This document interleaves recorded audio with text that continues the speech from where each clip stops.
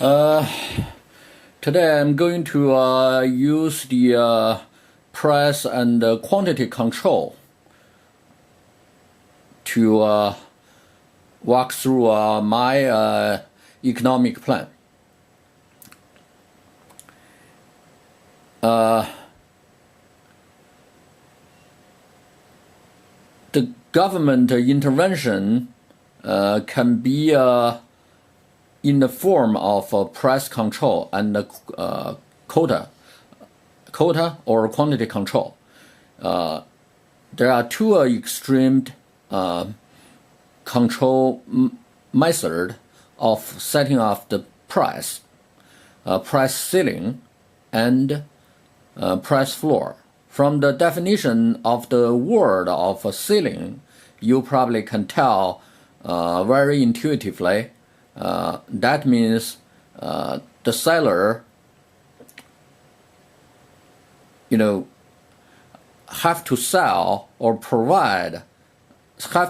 product or provide a service at a maximal price, so they cannot exceed that price. I think the purpose is to try to control the price reasonably. The result is often very negative, because that causes the inefficiencies, like a low quantity provided, the inefficient allocation to the consumers, and because the sellers have to sell their products at a maximal price, that fewer products or service will be provided in the market, and the consumers have to spend a lot of resource or waste a lot of resource to find the product and the service they want. And because the scarcity of the products and service in the market, the owners or the sellers don't need to maintain a high quality, right? And they probably just maintain very low quality, as long as the product works or the service is viable. And that also triggered the black market, because people cannot get that product or service. They probably go through some illegal route to get it. So that even make the case more even worse. And the price floor in the other side is a minimal price the buyers have to pay or must pay. The example in Krugman's and Wells' book, RIST, is the minimal hourly wage. The purpose is very kind. It's try to help the working family maintain a basic level or a basic living standard. The problem is that will artificially increase the cost of running business. A lot of employers probably just simply stop hiring the people, and that push a lot of workers out of the employment. And that also cause a lot of inefficiencies, just like the price floor ceiling, and thus low quantity, the inefficient allocation to the sellers, and some unnecessary high quality of the product and service, and it wastes resource for the people to get a job, for example. And also it causes the illegal activities, right? For example, if the worker cannot find a job, probably they just go to work for someone who doesn't want to pay the minimum hourly wage. That against the law. And in addition to the price control, there is a quantity control as well. It's called quota. And in the book,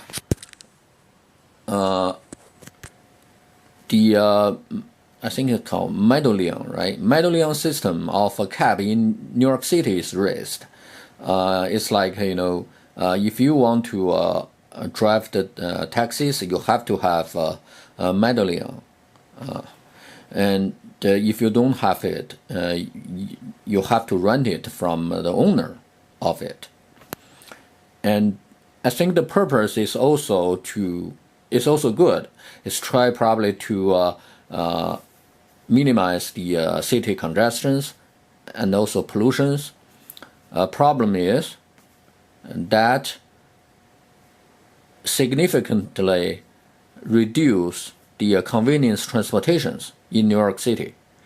A lot of New Yorkers experience that, right? When they want to catch time desperately, they are not able to hail a taxi in the street in New York City. In my opinion, that also creates some unnecessary and unproductive business activities. In addition to driving the taxis by earning the fare, the owner of the medallions can rent it out to make a profit. That activity doesn't really add any value in aggregate. It just complicates the whole business circle.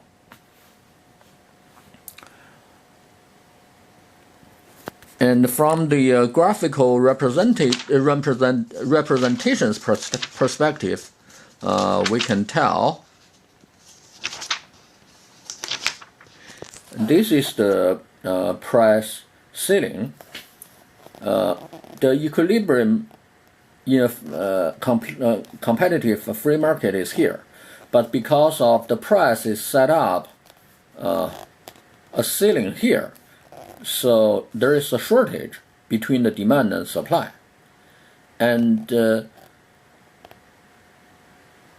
which means a lot of people cannot get the product or service they want, and they still need it. It's mandatory, so they have to go through the illegal route to get it.